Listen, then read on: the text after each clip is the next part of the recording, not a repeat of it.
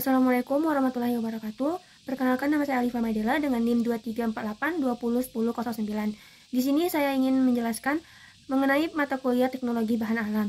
Di sini ada dua materi yang akan saya jelaskan. Yang pertama adalah pemilihan dan penyiapan bahan. Ada dua yang perlu kita ketahui mengenai pemilihan bahan. Yang pertama, identifikasi. Identifikasi ini dilakukan untuk mengetahui apakah bahan tersebut layak atau bahan tersebut aman untuk digunakan sebagai simplisia ataupun obat herbal.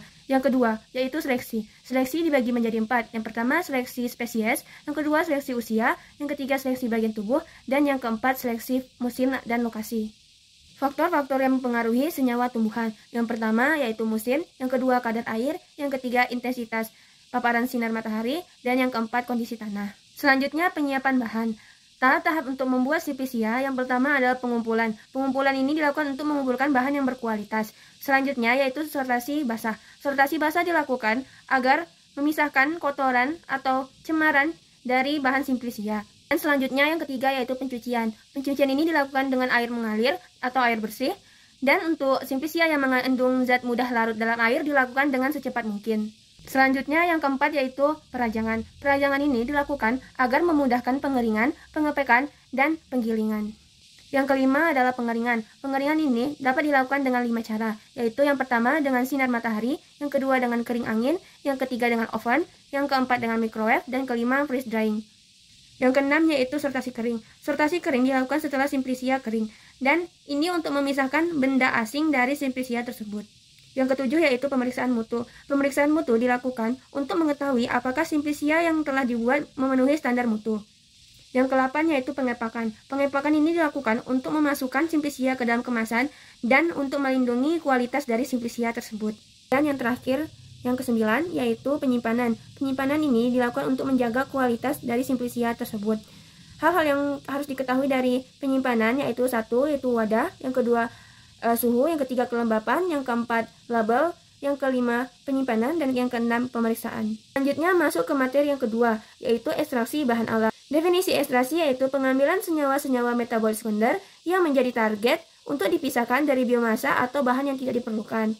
Selanjutnya prinsip ekstraksi. Prinsip ekstraksi ada 3. Yang pertama, pelarut akan masuk ke dalam dinding sel dan jaringan serta masuk ke dalam sel. Yang kedua, pelarut akan melarutkan senyawa-senyawa metabolit. Yang ketiga, pelarut bersama senyawa metabolit yang terlarut dikeluarkan dari biomasa penghasilnya. Selanjutnya metode. Metode dalam ekstraksi terdapat 7 metode. Yang pertama yaitu macerasi, yang kedua ada perkolasi, yang ketiga ada ekstraksi dengan reflux, yang keempat ada sokletasi, yang kelima ada ekstraksi dengan ultrasonika, yang keenam ada ekstraksi dengan microwave, yang ketujuh ada ekstraksi dengan tekanan. Faktor pemilihan metode. Yang pertama efisiensi, yang kedua rendaman yang tinggi, yang ketiga kualitas senyawa yang terjaga, yang keempat waktu ekstraksi yang lebih singkat, yang kelima pelarut yang digunakan lebih sedikit, yang keenam biaya yang lebih murah, yang ketujuh resiko yang lebih rendah. Selanjutnya pelarut. Pelarut dapat dibagi menjadi 3. Yang pertama pelarut polar.